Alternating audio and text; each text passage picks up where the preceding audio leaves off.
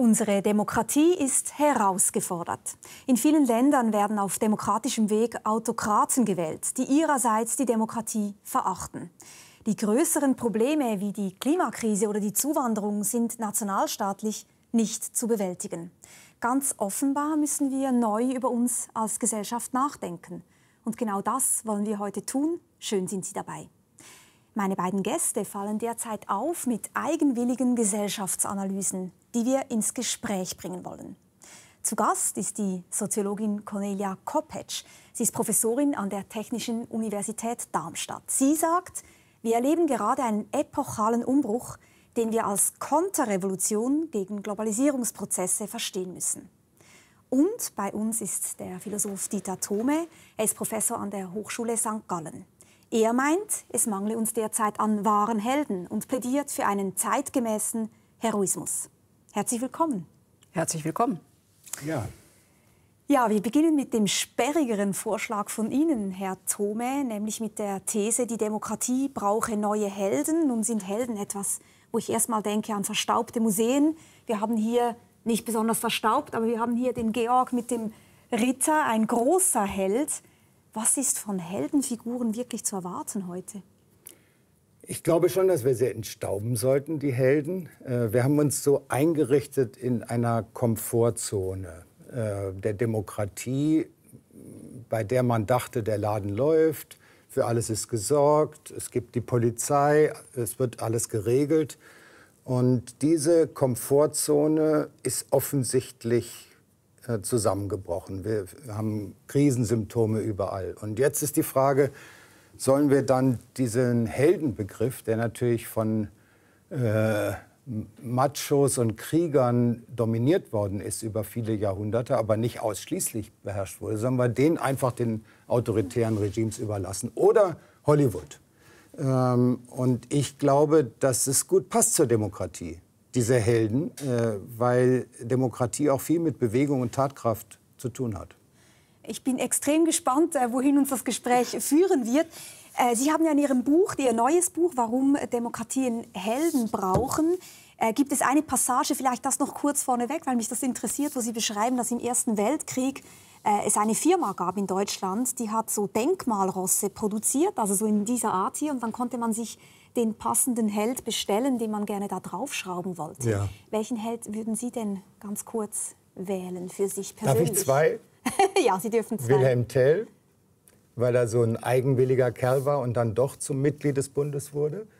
Und Rosa Parks, die den Busboykott und die Bürgerrechtsbewegung in den USA ausgelöst hat. Denn die hat diesen wunderschönen Satz gesagt, dass sie von ihrer Entschlossenheit wie von einem dicken Mantel in einer kalten Winternacht umschlossen worden ist. Also man spürt, da wächst jemand über sich hinaus. Frau Kopetsch, Sie haben es ja nicht so mit den Helden und Heldinnen, aber auch an Sie noch die Frage, wenn Sie wählen müssten, was würden Sie aufschrauben? Ich würde Edward Snowden nehmen und Greta Thunberg. Aber wie gesagt, ich bin überhaupt nicht so für Helden und ich würde eher sagen, die Frage, also ich habe auch überhaupt nichts gegen Machos, aber die Frage, die sich mir eher stellt in dem Heldenthema ist weniger, ob Helden gut oder böse sind oder ob sie jetzt in der Demokratie uns raushelfen können, sondern ob sie überhaupt relevant sind. Und diese Frage würde ich verneinen. Also sie sind so lange irrelevant, wie unsere Demokratie funktioniert. Solange wie die Demokratie funktioniert, sind sie nicht relevant. Sind sie nicht relevant? Ja, aber dann müssen wir da ja genau einhaken, denn es gibt ja eine These, die auch bei Ihnen beiden auftaucht, nämlich, dass die Demokratie gerade nicht funktioniert. Die steckt nämlich in der Krise. Sie sagen sogar in der größten Krise seit 1945. Ich glaube, dass der Satz, die Demokratie funktioniert, fast so was ist wie ein Widerspruch in sich. Weil Demokratie nie einfach funktioniert, wie so ein Toaster oder so ein Computer oder so.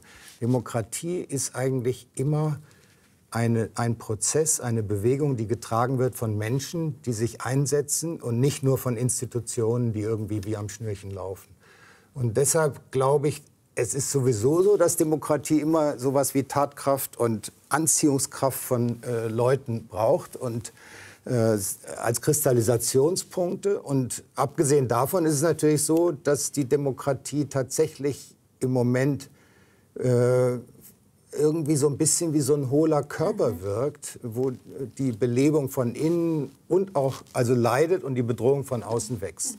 Und insofern können wir uns ja einigen, wenn die Demokratie nicht funktioniert, braucht es Helden. Da die Demokratie nie einfach nur funktioniert, brauchen wir sie dann doch. Das ist ja die Frage, wie wir diese Krise auch überhaupt analysieren. Ja. Und da kommt sozusagen Ihr Buch ins Spiel. Sie haben ein Buch vorgelegt, das wurde sehr viel diskutiert in jüngster Zeit. Die Gesellschaft des Zorns, Rechtspopulismus im globalen Zeitalter. Ich habe den Globus sozusagen als Gegenbild zum Helden dahingestellt. Sie sagen tatsächlich, die Globalisierung, die hat sich in einer Art und Weise entwickelt, dass wir jetzt in einer Krise der Demokratie leben. Wir müssen von einer Konterrevolution gegen die Globalisierungsprozesse sprechen, wenn wir über den Populismus sprechen. Das müssen wir jetzt, glaube ich, erst mal ein bisschen verstehen. Ja, genau. Also das ist vielleicht auch deshalb ein mehrschichtiges Problem, weil die Globalisierung hat eben die Demokratie aus den nationalstaatlichen Halterungen herausgelöst. Also wir haben auf der politischen Ebene überstaatliche Gebilde wie die EU oder auch die Freihandelsabkommen, die aber eben nicht mehr in dem Sinne demokratisch funktionieren, wie wir das von unseren Regierungen gewohnt sind, weil die ja nicht mehr demokratisch gewählt werden. Der zweite Aspekt der Globalisierung beinhaltet, dass wir es mit transnationalen Unternehmen zu tun haben, die sehr, sehr mächtig geworden sind und die mächtiger geworden sind als die Staaten. Das heißt, sie können den Staaten vorschreiben, unter welchen Bedingungen sie bereit sind, sich in den Staaten anzusiedeln. Und die Staaten müssen auf die Bedingungen eingehen. Das ist der zweite Aspekt. Und der dritte ist, dass durch Globalisierung die Gesellschaften auch im Inneren vielfältiger geworden sind. Stichwort Migration, Frauen, die aufgestiegen sind, Diversity, Pluralisierung von Lebensformen. Das alles sind Dinge, die eben dazu geführt haben, dass das, was früher so eine stilbildende Mittelschicht war, die also im nationalstaatlichen Container auch sich praktisch herausgebildet hat, dass das so nicht mehr existiert, sondern von allen Seiten sozusagen durchgelüftet worden ist.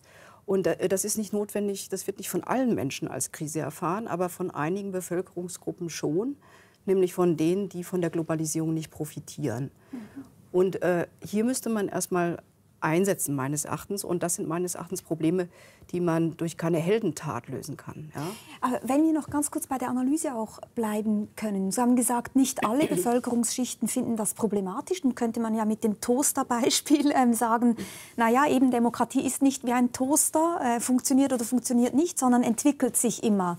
Worin besteht denn das Problem, wenn eine Bevölkerungsschicht findet, für mich ist das gerade mit der Demokratie nicht so gut? Das Problem ist ja, dass ja jede Gesellschaftsordnung auf Konsens angewiesen ist. Also damit Leute sich an die Regeln halten, an die Spielregeln, die in einer Gesellschaft existieren, bedarf es einer Grundüberzeugung, eines Grundvertrauens in die politische Verfassung, in die politische Gemeinschaft eines Gemeinwesens. Und wenn zu viele Menschen frustriert werden, sei es, weil sie diese Gesellschaft als ungerecht empfinden, weil sie in ihren Aufstiegen blockiert werden, weil sie in deindustrialisierten Zonen abgehängt sich fühlen oder weil sie einfach mit der Digitalisierung nicht mehr mitkommen. Wenn diese Frustrationen zu groß werden, dann entziehen sie ihren Konsens und fangen an, sich nach anderweitigen Mustern, Modellen Ausschau zu halten. Und das sind in dem Fall aber nicht die charismatischen Führungsfiguren, sondern wir haben ja gerade ein Erstarken der Rechtsparteien, die sich populistisch nennen und die eben auf eine ein Volkskollektiv sich berufen und nicht so sehr auf einzelne Heldengestalten. Von daher glaube ich, dass hier also diese Gegenbewegung auch nicht, also faktisch zumindest, also es mag eine schöne Fantasie sein, dass man vielleicht eine Heldenfigur braucht, die uns davon befreit, aber Fakt ist, dass die jetzt existierende Demokratiekrise gar nicht auf die Helden zurückgreift, sondern auf populistische Bewegungen, die auf kollektive Identitäten rekurrieren. Ich glaube, es ist noch komplizierter, weil ich würde sagen, nicht jeder Held ist demokratisch, aber Demokratien brauchen Helden. Das heißt, gerade diese populistischen Bewegungen, bei deren Analyse ich Ihnen total folge, gibt es ja häufig gerade auch diese Führungsfiguren, sei es jetzt an der Regierung, sei es irgendwie bei Demonstrationen, die dann in diesen Gruppen auch Helden als Helden angesehen werden. Das heißt, mein Heldenbegriff ist ja nicht unkritisch. Ich will ja nicht einfach irgendwie Helden, sondern ich will mich fragen, sollen wir als Demokraten den Heldenbegriff diesen autoritären Bewegungen überlassen? Und typischerweise ist es ja so, dass diese Massen, von denen Sie da sprechen, eben sich dadurch gekennzeichnet sind, dass sie eben ein relativ plumpes Verhältnis der Unterordnung und der Gefolgschaft zu diesen Führungsfiguren haben. Und das ist natürlich nicht im Sinne der Demokratie, aber man kann sich auch vorstellen, letzten Endes stehen wir vor der Alternative, sollen wir jetzt praktisch dieses Volk, diese Volksbewegung als dumpfe Masse mit autoritären Führern, die irgendwie Verlusterfahrungen machen, die sehr ernst zu nehmen sind, sollen wir die jetzt zum Beispiel den ganzen individuellen Overachievern, den übererfolgreichen Gewinnern der Globalisierung gegenüberstellen? Ich glaube, was wir brauchen, ist sowas wie eine antiautoritäre Gemeinschaft, von der eine Demokratie lebt. Und da leiden die Demokratien im Moment. Ja, ich würde 2 Sachen dazu sagen wollen. Einmal, ja, Sie haben recht, wir brauchen etwas, was uns von diesem Neoliberalismus, der ja postheroisch ist, befreit. Weil das, was der Neoliberalismus uns ja die ganze Zeit erzählt, oder auch die Subjektideale, die im Neoliberalismus verkörpert sind, nämlich der flexible Mensch oder das unternehmerische Selbst oder auch das Kreativsubjekt, das ist ja nichts anderes als das Plädoyer zur Anpassung, also Konformismus, Konformität oder vielleicht auch opportunistisch, wenn man böse ist. Ja? Das heißt, was da fehlt, ist ja genau das, was der Held uns liefert, nämlich eine Transzendenz, das heißt eine Sinnorientierung, die über das Einzelsubjekt und seine Egoismen oder über die reine Nutzenorientierung des Marktes hinausweist. Und genau das fehlt uns ja. Genau, Frau Kopetsch, das sind jetzt ganz viele Fachbegriffe, die vielleicht auch schwer einzuordnen sind. Ja. Lassen Sie uns vielleicht über den Neoliberalismus und über die Gefahr des Konformismus, also der Anpassung, später noch einmal sprechen. Aber Sie wollten ja auch darauf reagieren, ob eigentlich von den Helden etwas zu erwarten ist. Ja, von den Helden ist schon was zu erwarten. Also der Held ist ja nichts anderes als eine charismatische Führungsfigur. Und, aber was, glaube ich, problematisch ist, wenn wir von dem Held die Lösung für den Antiautoritarismus suchen, weil der Held ist ja gerade das, was zur Identifikation, also zur distanzlosen Identifikation einlädt und damit gerade nicht unbedingt emanzipatorisch und damit gerade nicht das, was wir unter Aufklärung und einer modernen Debatte, einer modernen Demokratie versteht, die ja immer in Check and Balances, also in der Diskussion, in der Aushandlung und auch in der Vermittlung liegt und nicht so sehr in der bedingungslosen Gefolgschaft, die ja der charismatische Führer letztlich insinuiert oder suggeriert, dass das gut wäre. Ich glaube, dass es Checks and Balances auch beim Heldentum gibt. Also ich konzentriere mich nicht so sehr auf die Heldentat, eine einzige Tat, sondern ich würde davon ausgehen, dass kein Held allein kommt. Geht gar nicht, denn Heldentum entsteht ja erst durch den Zuspruch. Also das ist anders, als wenn man eine Erstbesteigung von einer Gebirgswand macht. Die kann man ganz alleine machen und hinterher kann man sagen, man hat es geschafft. Ob man ein Held ist, hängt nicht von einem selbst ab, sondern von einem ganzen gesellschaftlichen Spiel. Also so wie Rosa Parks, oder? Dass irgendwann sie macht etwas und dann kommt sozusagen die Bewegung. Die ist ja auch in dem Moment noch kein Held, keine Heldin, wenn sie da nicht aufsteht in dem Bus, sondern sie wird dann zu dieser Figur, die Anziehungskraft hat und die dann auch Nachfolger nach sich zieht und anregt und anstachelt. Und in dem Sinne würde ich sagen, zu dem Helden gehört dann ein ganzes soziales Spiel. Und da sind dann auch Checks and Balances am Werk, glaube ich. Bloß auf eine eben elastische Art und Weise. Da geht es dann zum Beispiel darum, und es gibt ja die berühmten gefallenen Helden auch, die dann ihren Ruf ruinieren, ob die eben den Sturm der Zeit überstehen, ob die das dafür einstehen, ob die das einlösen, diese Haltung. Und wenn sie dann irgendwie in einer Bewegung aktiv sind. Und deshalb glaube ich, es ist... Lassen Sie uns aber mal so ein bisschen konkreter werden, was denn diese Heldenfigur, die Ihnen vorschwebt, noch einmal genau ausmacht. Kürzlich hat der Tagesanzeiger eine Geschichte getitelt, bezugnehmend auf Ihr Buch. Da heißt es, A Kurz is born. Natürlich bezugnehmend auf Sebastian Kurz. Und die Frage ist, a star is born, a Kurz is born. Ist Herr Kurz jetzt, Sebastian Kurz, der designierte oder zukünftige Kanzler wiederum von Österreich, ein Held? Viele Leute würden ihn natürlich ein Stück weit als Heldenfigur sehen. Er ist auch autoritär im Sinne von, er nimmt sich diese Rolle auch. Wenn man seinen Leistungsausweis anschaut, dann kann man geteilter Meinung sein. Er ist halt der Führer dieser ÖVP, aber er hat natürlich auch profitiert davon, dass die FPÖ wiederum in Österreich einiges verbockt hat. Was würden Sie jetzt sagen? Ist das ein Held? Und woran erkennen wir denn, welchen Helden wir folgen sollen, wenn wir die Demokratie im Blick haben und deren Wohl? Also einen Held erkennt man daran, dass er sich in Gefahr begibt und dass er sich für eine große Sache einsetzt und damit sich von den anderen abhebt, kurz gesagt.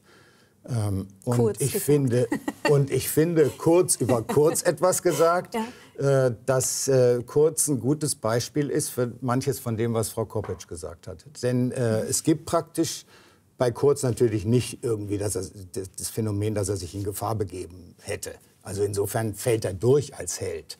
Aber es ist so, dass er mit einem gefährlichen Ding jongliert, und das ist das, was man da als große Sache bezeichnen kann, nämlich, dass er in so einer Mischung aus Nationalismus und sich noch im Rahmen der Demokratie bewegen, diese Gefühle zunutze macht, die sich darauf richten, dass man doch jetzt in der Nation diese Selbstbestimmung gegen diese ganzen globalen Abhängigkeiten aufrechterhalten will.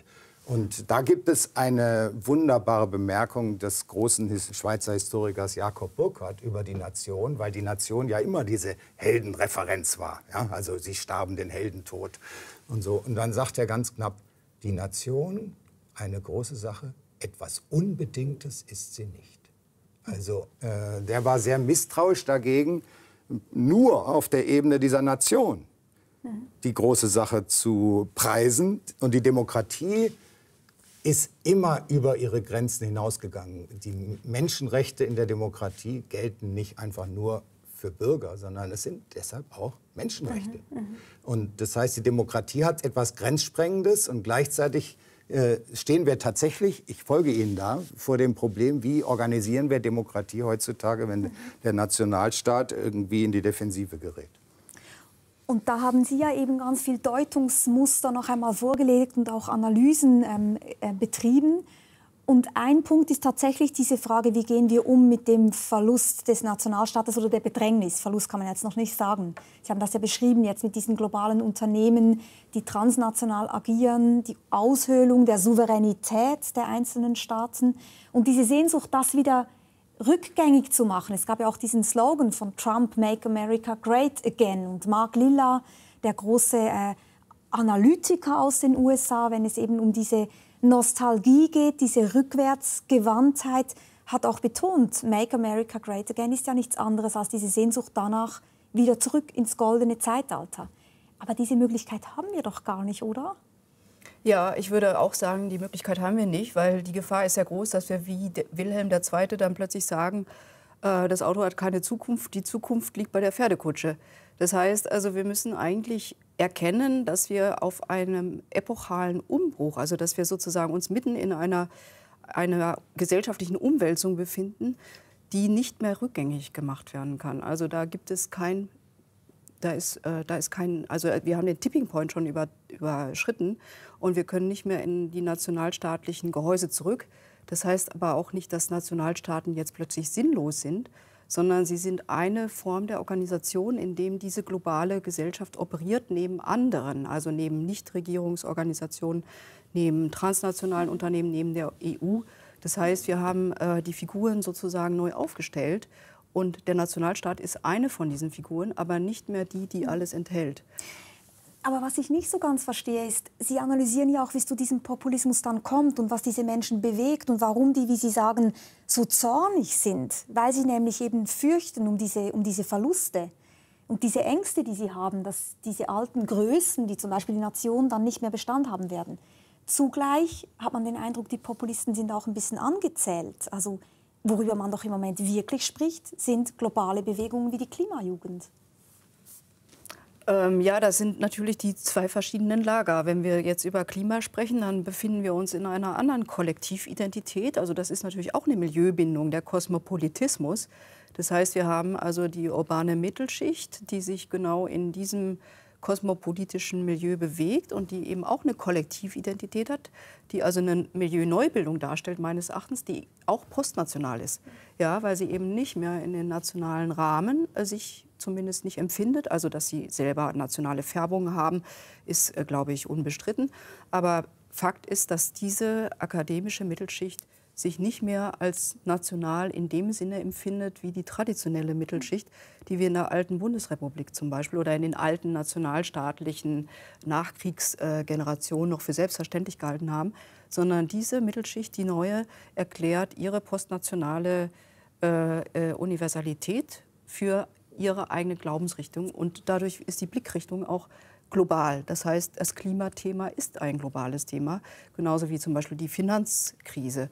Und die ist gar nicht mehr national zu beschränken, also, und auch gar nicht durch irgendwelche Helden zu meistern, sondern das sind ja schon also vernetzte Probleme, die letztlich ein globales Denken auch erforderlich machen, während die andere Fraktion, also die jetzt eben zurück will zur Nation, sich über diese Nation formiert und gerade eben die Globalität dieser Probleme gar nicht wahrhaben will, aus meiner Sicht. Darf ich widersprechen? Also mir fehlt da ein Wort, wenn Sie global und national gegenüberstellen, das ist das Wort lokal. Denn also ich glaube tatsächlich, dass das Klimathema etwas ist, was jetzt nicht nur von den, wie Sie gesagt haben, urbanen Kosmopoliten aufgegriffen wird, sondern auch von den Weinbauern im Graubündner Rheintal oder im Piemont oder in weiß Gott wohin der Welt, weil die einfach bei jeder Ernte merken, dass sie neue Trauben brauchen oder sowas. Also das heißt, es ist auch ein sehr lokales Thema. Und das heißt also, wir haben tatsächlich einerseits nationale Fragen, andererseits globale Fragen. Zum Glück ist es aber so, dass die Bewegungen, die sich zum Beispiel um diese globalen Fragen drehen. Und dazu gehört im Moment das Klima, dazu gehört aber eben auch Snowden, der für mich auch eine ganz wichtige Figur ist, bezogen auf Überwachung und Datenaustausch und all diese Dinge. Also das Gute ist, dass diese globalen Bewegungen nicht einfach, also dass die eigentlich bei sehr vielen Menschen auch irgendwie Energien freisetzen. Und wenn man dann durch Helden, ich beharre darauf, einfach auch so Kristallisationspunkte findet, bei denen man merkt, Mensch, die tun was ich mir selbst gar nicht zugetraut hätte. Vielleicht probiere ich es jetzt doch auch mal, über meine Grenzen hinauszugehen. Wenn wir solche Helden haben, dann ist das gerade auch die richtige Organisationsform für Bewegungen. Also ich will ja keine Helden weiß ich nicht, im Gericht haben. Da sollen Richter sitzen. Aber wenn es um Bewegungen geht, dann kann man die schon gebrauchen. Ich möchte das so gerne auch noch besser verstehen, worin eigentlich Ihre Sehnsucht oder Ihre Hoffnung gründet. Heute wählt die Schweiz ein neues Parlament. Das ist immer so der Moment, ich finde das geradezu auch einen feierlichen Moment, wo die Menschen die Demokratie bestätigen können und Gebrauch machen können von ihren demokratischen Grundrechten. Da hoffe ich sozusagen auf diese Bürger und Bürgerinnen, die diese Rechte wahrnehmen. Absolut. Sie hoffen auf Helden. Das schließt sich doch nicht aus. Das heißt, Sie hoffen auf beides. Sehen Sie, auch wenn das Beispiel jetzt nicht aus der Schweiz stammt, Sie mögen mir das verzeihen, sondern aus dem Großkanton. Wenn ein kleiner Bürgermeister in irgendeiner Stadt in Bayern oder auch in Ostdeutschland, und das sind ja wahre Geschichten, und zwar dutzendfach, mehrfach die Reifen zerschlitzt kriegt, die Fenster eingeworfen kriegt und Kot in der Post im Paket geliefert bekommt und in seinem Amt bleibt, dann ist der eigentlich nur ein Bürgermeister. Aber er tritt nicht zurück. Und er nimmt das alles in Kauf. Und das ist für mich heroisch. So einfach. Ich sage ja nicht, dass deshalb die Leute nicht zur Wahl gehen sollen, um Gottes Willen. Das ist ja ein Bürgermeister. Also ich glaube, das Problem, was wir haben, was Sie auch haben mit dem Heldenbegriff, ist einfach diese tonnenschwere Last aus der Vergangenheit, dass man dann immer nur an diese fliegenden Barone denkt oder an irgendwelche anderen Übertypen. Und das ist aber auch ungerecht, weil zum Beispiel die ganzen Frauenrechtlerinnen, die im 19. Jahrhundert zum Teil umgebracht worden sind, ja? Oder unzählige andere, die jetzt bei der Sklavenbefreiung aktiv waren und was der Teufel, die haben natürlich enorme persönliche Risiken in Kauf genommen. Ja, wie nennen wir die denn dann? Und das ist ja nicht ein Widerspruch zu den engagierten Bürgern. Ja, ja. Ich kann dem auch ganz viel abgewinnen. Also das ist so das, was Peter Sloterdijk als Vertikalspannung bezeichnet hat. Diese Idee, über sich selbst herauszuwachsen, das Große zu wagen, einer Idee sich verpflichtet fühlen und nicht locker lassen. Und solche Menschen braucht die Gesellschaft ja tatsächlich. Dem würden Sie wiederum aber auch nicht widersprechen, oder? Dem würde ich auf keinen Fall widersprechen. Die Frage ist nur, ob man mit dem Heldenbegriff weiterkommt. Also weil das, was Sie beschreiben, sind ja soziale Bewegungen. Das sind ja keine singulären Helden. Und der Heldenbegriff, der suggeriert sozusagen etwas Singuläres, also eine Einzelgestalt und eine Einzelhandlung, also eine bestimmte Tat, die sozusagen etwas bewegt und ein individuelles Risiko. Und die Personen oder die Personifizierung, die Sie beschreiben von heldenhaften Figuren, die kommen ja nicht ohne ihre Bewegung aus. Das heißt, es ist eine ganze Bewegung von Frauen, die sich vielleicht eine Führerin suchen, die aber überhaupt nicht singulär ist, sondern die praktisch gemeinsam mit den anderen Frauen eben diese Bewegung bildet und die gemeinsam auch Risiken eingehen. Das ist nicht eine Einzelgestalt, die jetzt aufgrund ihrer politischen Aktivitäten Nachteile oder sehr riskante Beeinträchtigungen in Kauf nehmen muss, sondern das sind tatsächlich Kollektive. Also das sind politische Kollektive, die auch nur als solche etwas ausrichten können in demokratischen Gesellschaften. Sie sagen jetzt, Sie suchen sich eine Führungspersönlichkeit. Das ist mir ein zu einseitiger Prozess. Ich meine, das klingt so, als hätte man da 20 zur Auswahl und würde einfach kreisen und dann tippt man auf die. Als wäre es eigentlich egal, welche man nimmt. Es gibt ja auch sowas wie eine entgegenkommende Leistung derer, die da die Nase in den Wind stecken und praktisch so eine Vorleistung, die erbracht wird. Und ich fühle mich missverstanden, wenn Sie sagen, es geht um singuläre Taten. Ein Held kommt nicht allein. Ein Held ist gar nichts, wenn er nicht eben diesen Zuspruch bekommt. Und natürlich ist es so, dass es dann darauf ankommt, ist dieser Zuspruch Gehorsam und Gefolgschaft oder ist dieser Zuspruch Ansporn? Dann ist es aber ein Streit um des Kaisers Bart. Also weil ich würde sagen... Um des Kaisers sicher nicht. Dass es um eine Wertegemeinschaft geht. Also es geht im Prinzip darum, dass sich praktisch eine bestimmte Bewegung erstmal herausbildet, um bestimmte Überzeugungen, überhaupt zu vertreten. Ja? Und das ist nichts, was jetzt eine bestimmte Person macht, sondern das ist das, was sich im kollektiven Prozess herausbildet. Vielleicht eine bestimmte Widerstandsform, wie wir zum Beispiel jetzt hoffen können, dass sich vielleicht tatsächlich irgendwann mal ein produktiver Widerstand gegen den Neoliberalismus formiert, der dann aber sicherlich nicht auf eine singuläre Figur zu reduzieren ist, sondern eine bestimmte Überzeugung, die sich schon lange, lange formiert hat in bestimmten Bevölkerungsgruppen, die dann zum Ausbruch kommt und die eine kollektive Expression auch darstellt, also die praktisch einen kollektiven Willen und nicht einen Einzelwillen beschreibt. Und so wie Sie es beschrieben haben, sind Sie ja im Prinzip d'accord. Ja? Sie würden ja sagen, das ist Teil einer Bewegung, weil ein Held ist niemals allein, sondern er braucht oder sie braucht eine Anerkennung. Frau Kopetsch, Sie haben mir ja im Vorfeld auch gesagt, dass Sie denken, wenn wir unsere Welt anschauen, dann sind die Störungslagen sozusagen so diffus und vernetzt, dass es fast nicht möglich ist, dass ein einzelner Held sozusagen den Ausschlag geben kann, dass sich das ändert. Zugleich merke ich dann sofort auch, wie ich manchmal dann begeistert bin von dieser Idee des Helden, weil ich ein bisschen müde werde und denke, da muss man ja so lange warten. Da muss man ja einfach warten, bis sich diese Krusten irgendwie lösen. Und diese Vorstellung, dass man eine Person hat, die sich da hinstellt, wie diese Rosa Parks, und sagt, so, und jetzt mache ich einfach mal was und die Welt wird mir folgen. Das hat natürlich auch was sehr Verführerisches. Also anders gefragt, wie kommen wir aus dieser Müdigkeit heraus, den Eindruck zu haben, es ist alles so komplex. Das ist ja so ein Modebegriff. Es ist alles so komplex, ich kann ja gar nichts machen. Ja, also natürlich kann man was machen. Und natürlich hat Herr Thome recht. Es gibt die Leute, die beispielsweise wie der Bürgermeister, den Sie beschrieben haben, heroisch sind und etwas tun, was im Alltag uns aus bestimmten Fallen raushält. Genauso wie zum Beispiel ich in meiner Uni beobachten kann, wie sich jemand dafür einsetzt, dass ein bestimmter Kollege nicht unterbezahlt wird. Das ist ja auch sowas, was er tut, nicht ohne Risiko. Das ist zum Beispiel so etwas wie der Alltagsheroismus, den Sie auch beschreiben. Aber die Frage ist natürlich, wie weit reicht das, was ein Einzelner tut? Und ich finde, es ist nicht weiter verwunderlich, dass die Beispiele in Ihrem Buch, Herr Thome, meistens um zwei Gruppen von Menschen kreisen oder aus zwei gesellschaftlichen Sphären kommen. Nämlich das eine ist die sogenannte Zivilcourage, also da ist jemand, der sich einsetzt dafür, dass zum Beispiel jemand anders nicht verprügelt wird oder ihm Gewalt angetan wird, also wo tatsächlich auch jemand ganz entschlossen einschreiten kann und damit auch etwas riskiert und dann als Vorbild auch in der Presse und den Medien sozusagen hingestellt wird, zu Recht.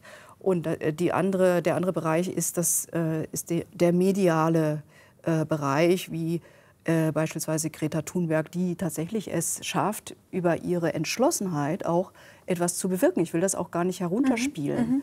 Aber in dem Moment, wo wir wirklich etwas verändern wollen, bleibt es uns also nicht erspart, auch durch das Dickicht der Institutionen zu gehen. Ja? Also das gilt natürlich auch für charismatische Politiker, die ja nun auch nicht als Charismatiker auf die Welt gekommen sind, sondern sich in einer Partei nach oben arbeiten mussten oder eben auch ihre Gefolgsleute Lassen Sie uns doch ganz kurz ein Beispiel anschauen und dann kann Herr Thome sagen, warum er entweder diesen Heldenbegriff nicht teilt oder doch denkt, dass von Ihnen Rettung kommen könnte.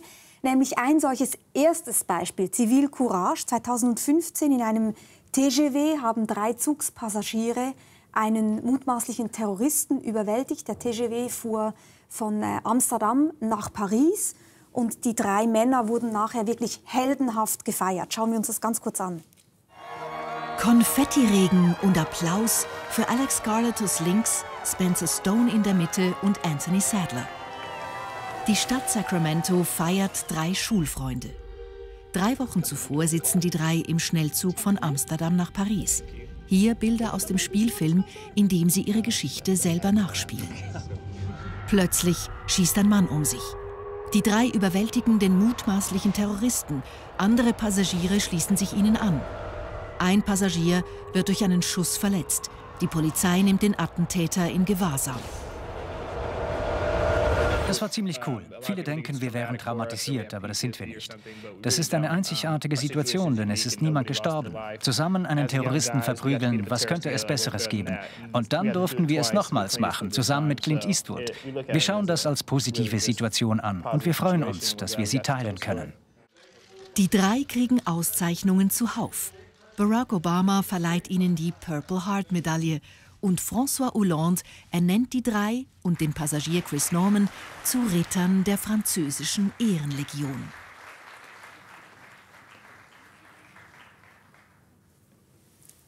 Das ist doch so irre an diesen Szenen, dass man, wenn es jetzt erfunden wäre, denken würde, es ist kitschig. Vielleicht. Aber wenn es wahr ist, berührt es einen und man ist froh, dass es das gibt. Man stelle sich eine Welt vor, in der einfach niemand mehr so was machen würde. Das wäre bitter.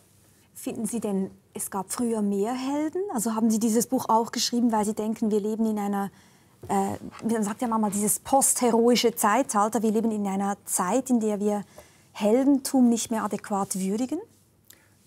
Ich glaube, dass die Rede vom postheroischen Zeitalter eine Lebenslüge der Moderne ist. Ich halte das für totalen Schwachsinn, wenn ich das so hart sagen darf. Aber ich glaube, dass man das theoretisch auch gut begründen kann, was jetzt vielleicht zu weit führen würde. Man merkt es dann daran, dass die Helden eben an verschiedenen Stellen hochkommen, wie so Korken in der Badewanne hochploppen. Eben im Kino oder eben in dieser Multiplizierung von Alltagshelden. Und ich glaube, dass wir daraus schließen dürfen, dass wir den Begriff nicht einfach, oder das Phänomen, auch die Erfahrung, über sich hinauszuwachsen, nicht einfach vernachlässigen dürfen. Und apropos früher, also natürlich, früher war eine ganze Zeitung im Weltkrieg voll, sie starben den Heldentod, sie starben den Heldentod. Also von der schieren Zahl her gab es dann wahrscheinlich früher mehr Helden. Jeder, der sich duellierte, war ein Held. Aber ich will ja nicht einfach zählen, ich will ja die Richtigen. Ja, und Sie sagen ja auch, wenn alle Helden sind, dann sind es keine Helden mehr. Also die Masse, die kann es irgendwie nicht sein. Ja, also ich sehe es ein bisschen anders, weil ich sehe das auch weniger als bei Ihnen klingt es so ein bisschen überzeitlich, als ob es jede Gesellschaft ihre Zahl oder ihre Helden hervorbringt. Und ich glaube, dass unsere Zeit die Helden nicht gerade ermutigt, sagen wir mal so. Und daher würde ich schon auch Frau Bleisch recht geben, dass wir in einem sogenannten postheroischen Zeitalter insofern leben als Helden, die tatsächlich etwas tun, was nicht konform ist oder etwas, was vielleicht auch über, sagen wir mal, individuelle Sinnbezüge impliziert. Also etwas tut, was der Gesellschaft im Ganzen, der Allgemeinheit jetzt oft gesagt kriegen, ja, du opferst dich ja auf, denk doch mal lieber an dich selbst. Was glaubst du denn, wem du damit Aber ist das gut? Ist das gut? Nein, aber ich sage das als Gesellschaftswissenschaftlerin und nicht als Moralphilosophin. Ja? Ja. Also ich sage, natürlich haben Sie recht, es wäre schön, es wäre anders. Aber diese Zeit, in der wir leben, erzählt uns doch, wir sollen uns die ganze Zeit flexibel verhalten. Das heißt ja nichts anderes, als dass wir nicht unseren Werten folgen, sondern dem, was gerade opportun ist. Und da fehlt ja genau diese Komponente. Und ich kann einerseits nur zustimmen und sagen, es wäre schön, wir hätten sowas wie Leute, die sich mehr an dem Allgemeininteresse orientieren. Das heißt, ein bisschen mehr Heldentum würden Sie auch befürworten? Insofern, jetzt sind wir bei der These des Neoliberalismus, die Sie am Anfang eingebracht haben, insofern wir in einer Zeit leben, in der wir zwar alle unter Dauerwettbewerb versuchen, uns zu optimieren, aber eigentlich eben auch ein Konformitätsdruck herrscht, nämlich ein Optimieren alle auf das Gleiche hinaus, auf Leistung hingetrieben. Ja. Und nicht das Extravagante, das heldenhaft Moralische suchen zum Beispiel. Genau, das eine bedingt das andere. Das heißt, diese Art von Wettbewerbsdruck, der hat ja schon auch eine Funktion der Auszeichnung. Also man nennt es ja dann auch teilweise in den Sozialwissenschaften the winner takes it all. Das heißt, derjenige, der sich durchsetzt gegen alle anderen, der bekommt alles. Die ganze Aufmerksamkeit, das ganze Geld. Und das ist ja die Situation, in der wir sind. Das heißt, wenn es jemandem gelingt, sich auszuzeichnen, dann ist das meistens eben, indem er sich im Wettbewerb durchsetzt. Und das sind ja auch die Heroen, die gefeiert werden, also Unternehmer oder im Alltag das Unternehmerische selbst.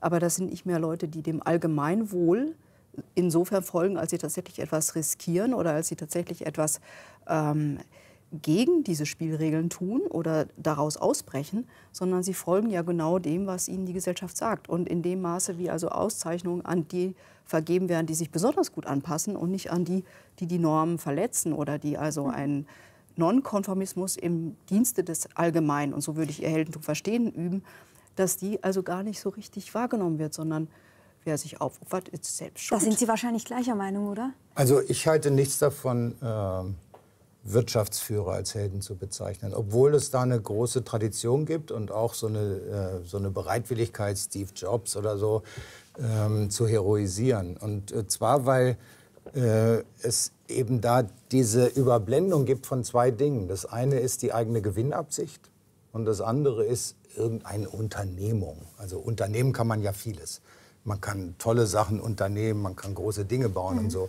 Aber da immer diese Gewinnmitnahme, diese Gewinnabsicht bei diesen Menschen im Vordergrund stehen muss, das ist ja sozusagen Berufsbild der ganzen Sache, geht es gar nicht, dass da jemand über sich hinausdenkt. So richtig. Der muss sich immer bremsen. Mir kommt der so ein bisschen so vor wie jemand, der sich mit irgendwelchen Großtaten irgendwie auszeichnen will und dann vielleicht sagt, jetzt habe ich ein Kind aus dem See gerettet und dann nebenbei schielt, welche Belohnung er abgreifen kann. Also, und dieses Element der Belohnung ist im Kapitalismus eingebaut.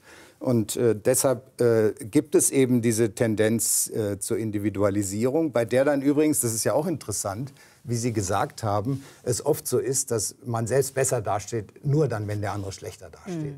Oder besser gesagt, man versucht besser dazustehen und dazu beizutragen, dass der andere irgendwie so auch ein bisschen nach unten geschoben wird. Während zum Beispiel es für den Helden,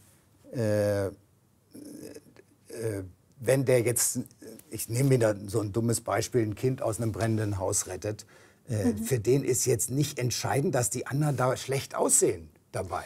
Der denkt da gar nicht dran. Aber was doch entscheidend ist schon sowas wie bewundert zu werden, den Status aufwerten zu können. Das ist ja auch eben wieder dieses Statusverlust, etwas, was viele haben. Viele haben Angst, nicht mehr gesehen zu werden und dann so Ehrenorden zu kriegen. Das ist ja erstmal eigentlich eine schöne Sache. Ich würde aber gerne mit Ihnen doch auch noch darüber sprechen, wollen eigentlich alle gerne Helden sein? Sind alle dazu berufen, sozusagen herausstechen zu wollen? Und mit Ihnen gerne noch einmal eine kurze Szene angucken aus dem Film von Monty Python, Das Leben des Brian. Da gibt es nämlich eine Heldenfigur, der folgt eine große Masse, aber die Heldenfigur möchte gar nicht, dass man ihr folgt und sie will die Masse nach Hause schicken. Die Masse wiederum möchte aber gerne Masse bleiben und auf gar keinen Fall individuell sein. Schauen wir uns das ganz kurz an, diese wunderbare Szene.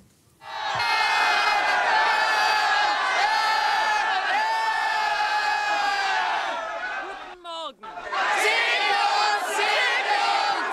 Nein, bitte, hört mir zu, Leute.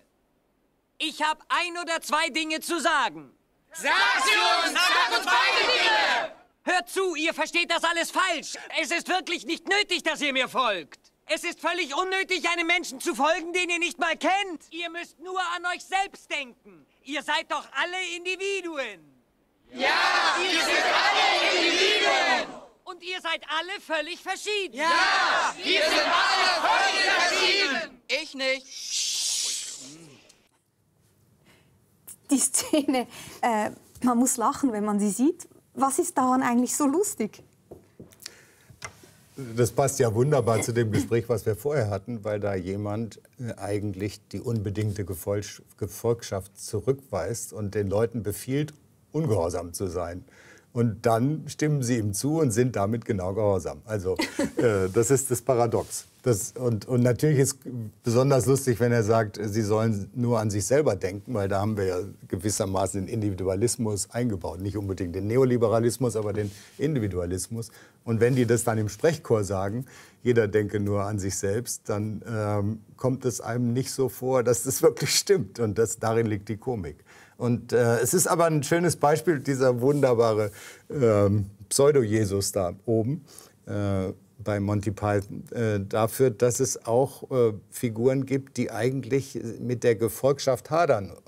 Also die eigentlich gar nicht, die gar nicht wollen, dass ihnen gefolgt wird. Ein anderes wichtiges Beispiel aus der Philosophie, wir sind ja hier Sternstunde Philosophie, ist Nietzsches Zarathustra, der auch extrem allergisch reagiert auf die Vorstellung, dass ihm jetzt alle Massen folgen sollten. Und das will er nicht. Aber die Frage ist ja trotzdem, wollen wir eigentlich herausstechen, Held sein, auch diese Verantwortung übernehmen? Oder wollen wir mehr zur Gemeinschaft gehören und vielleicht auch versinken in einem Kollektiv? Und das ist auch etwas, was in Ihrer Analyse eine große Rolle spielt, Frau Kopetsch, dass Sie sagen, es gibt natürlich auch so eine Sehnsucht nach einer Revergemeinschaftung, nennen Sie es, nämlich die Sehnsucht danach, wieder irgendwo dazuzugehören und gerade nicht einzeln zu sein. Ja, genau. Und ich glaube, das können wir auch tatsächlich feststellen, dass es diesen Trend gibt. Also gerade in Abkehr von dem, was der sogenannte Neoliberalismus uns zumutet, nämlich die extreme Individualisierung, die so lange funktioniert, solange auch die Ligaturen, wie Ralf Dahrendorf das mal genannt hat, funktionieren. Also Ligaturen, das sind ja die Bindungen, also beispielsweise die soziale Klasse, das Geschlecht, die Herkunft, die Zugehörigkeiten, über die wir verfügen und die eigentlich auch so etwas wie unsere Identität ausmachen. Und im Zuge der Globalisierung erodieren ja diese Zugehörigkeiten oftmals.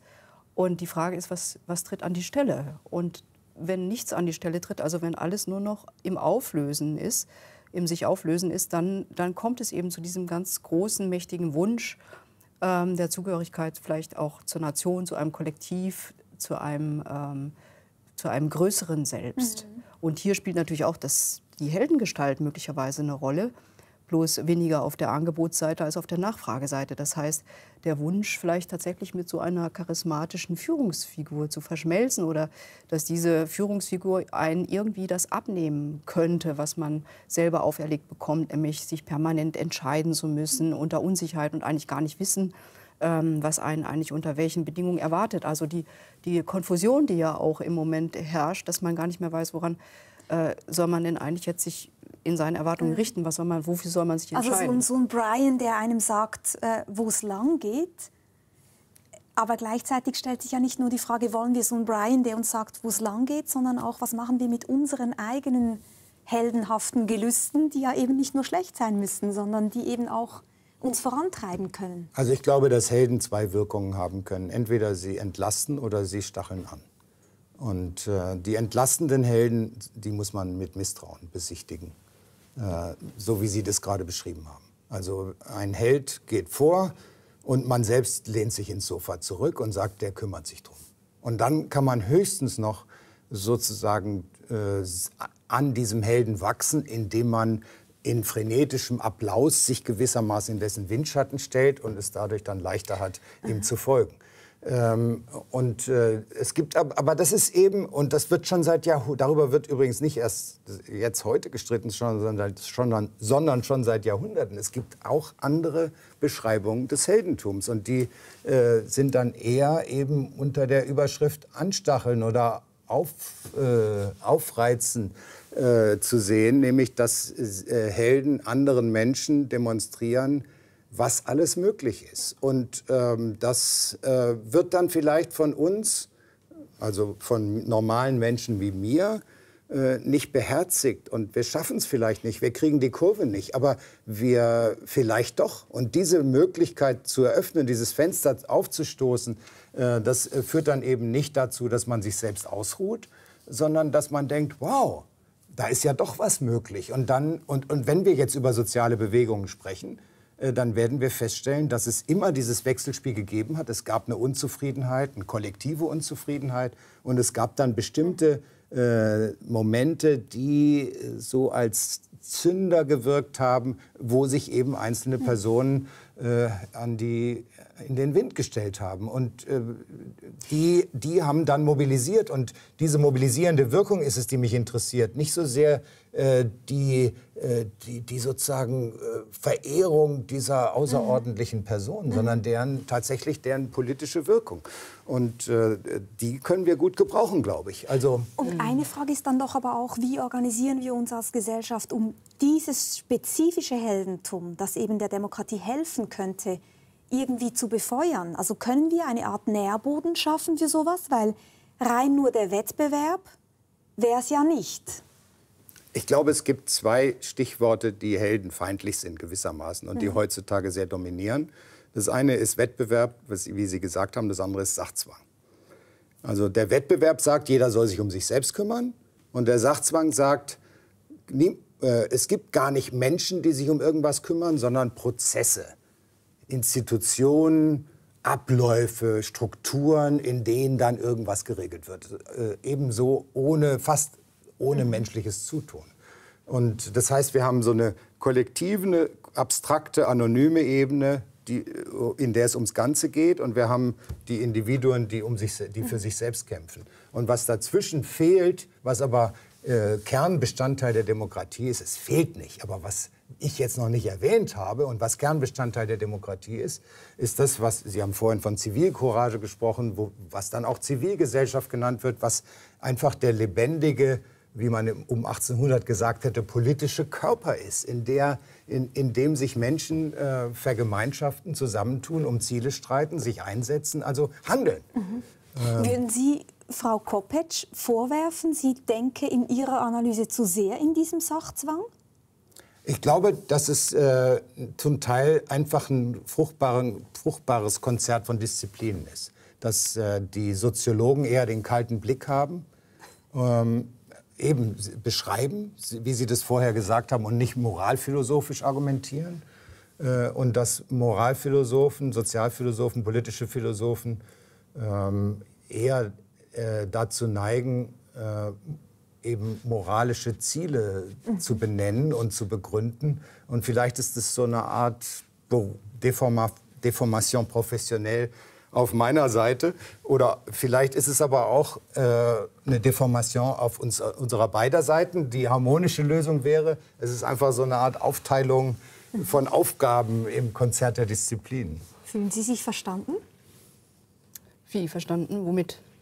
Also stimmt das, dieser, sagen wir jetzt mal, kalte Blick, das ist ja nicht böse gemeint, aber dieser analytische Gesellschaftsblick, der blickt vielleicht eher darauf, wie die Systeme funktionieren, letztlich auch die Sachzwänge und versucht von daher die Lösung zu denken, währenddessen der Philosoph das Individuum sieht und die Hoffnung auch mit dem Individuum verbindet, dass dieses Individuum sozusagen aus seinem Körper heraustritt und das Große wagt? Das würde ich so nicht sehen. Also was heißt das Große wagen?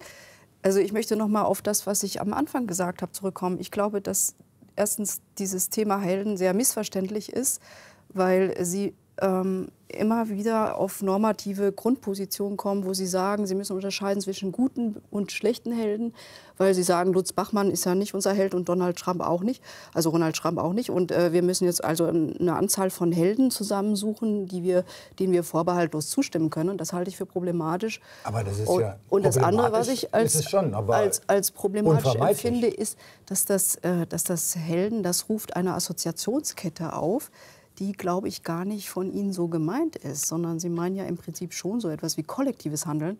Und da bin ich mit Herrn Thome auch d'accord. Da würde ich sagen, ja, natürlich geht es darum, dass wir was verändern müssen. Und mein Thema sind ja die sozialen Bewegungen. Und wir haben jetzt also eine Gattung von sozialen Bewegungen, die nenne ich reaktionäre Protestbewegungen. Die ist natürlich überhaupt nicht gut für die Demokratie. Aber das heißt nicht, dass wir nicht auch Bewegungen wiederfinden können, die vielleicht progressiv sind. Aber nichtsdestotrotz handelt es sich um Bewegung. Wir können nicht mit einzelnen Helden kommen. Und aus meiner Sicht ist gerade das Missverständnis, was das Thema Helden auslöst, dass es sich um einzelne Individuen handelt, die jetzt durch irgendeine bestimmte Heldentat etwas verändern können.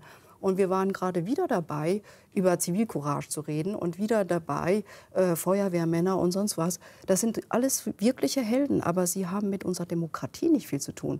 Und da, wo es tatsächlich darum geht, die Gesellschaft zu ändern, in der wir leben, da kommen wir nicht mit Feuerwehrmännern weiter. Naja, Edward Snowden, der in meinem Buch eine große Rolle spielt und den Sie dankenswerterweise auch auf das Ross geschrauben wollten, mit dem wir begonnen haben, auf des Denkmals Ross, ist natürlich kein Feuerwehrmann, sondern ein politischer Held. Und in der Demokratie,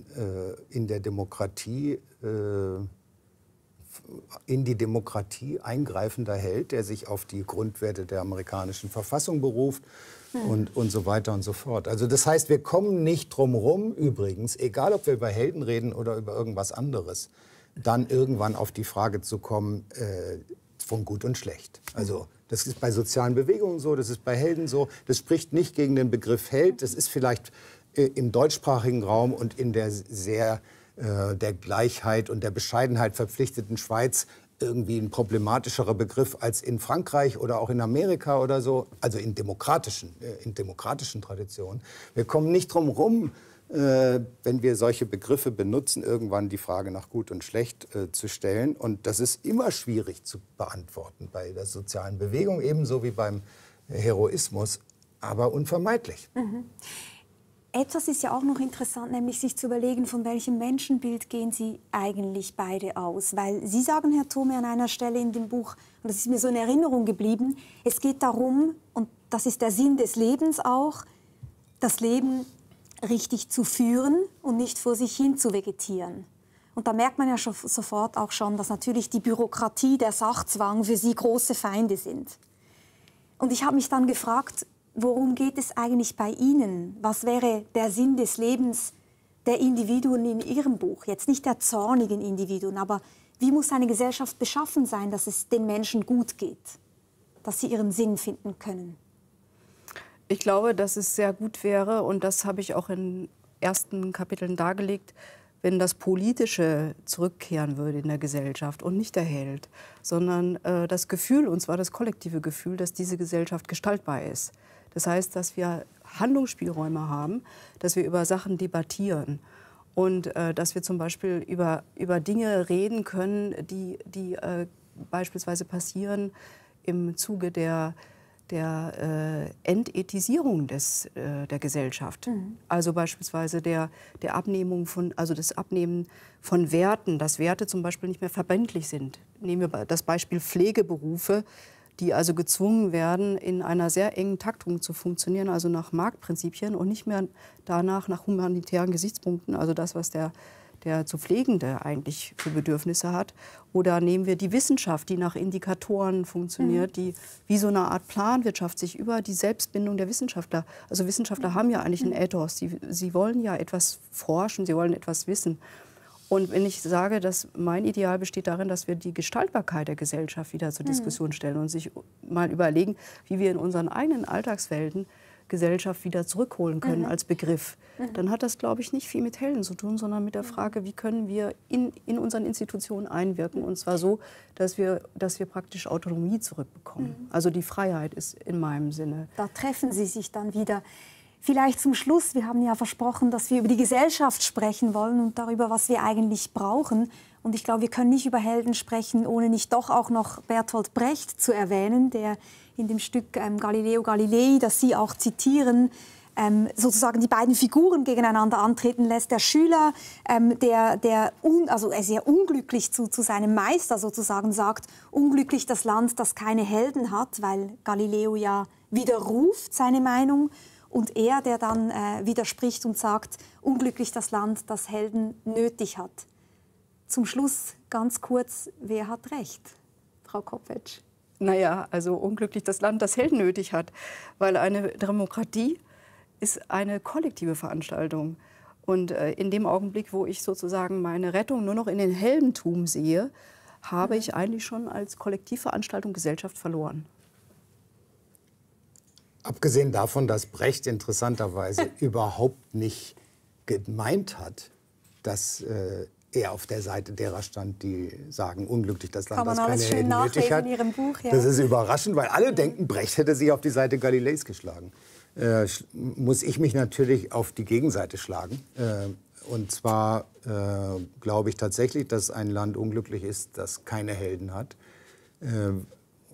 Ich glaube, dass die Helden nicht allein seligmachend sind, dass sie aber gebraucht werden, weil es einfach diese ungeheure Versuchung gibt, freisetzt, über sich hinauszuwachsen. Und weil sie handeln. Und Demokratie ist viel enger ans Handeln als an Institutionen gebunden. Vielen herzlichen Dank für dieses Gespräch. Danke sehr. Bitte. Ja, nächste Woche geht es hier um einen richtigen Helden, nämlich um Alexander von Humboldt, den großen Wissenschaftler, der bereits vor 200 Jahren vor dem Klimawandel gewarnt hat. Zu Gast ist bei Yves Bossart die preisgekrönte Humboldt-Spezialistin Andrea Wulff. Und jetzt geht's ab zur Demokratie. Susanne Wille empfängt Sie im Wahlstudio mit ersten Hochrechnungen. Eine gute Woche. Bis bald.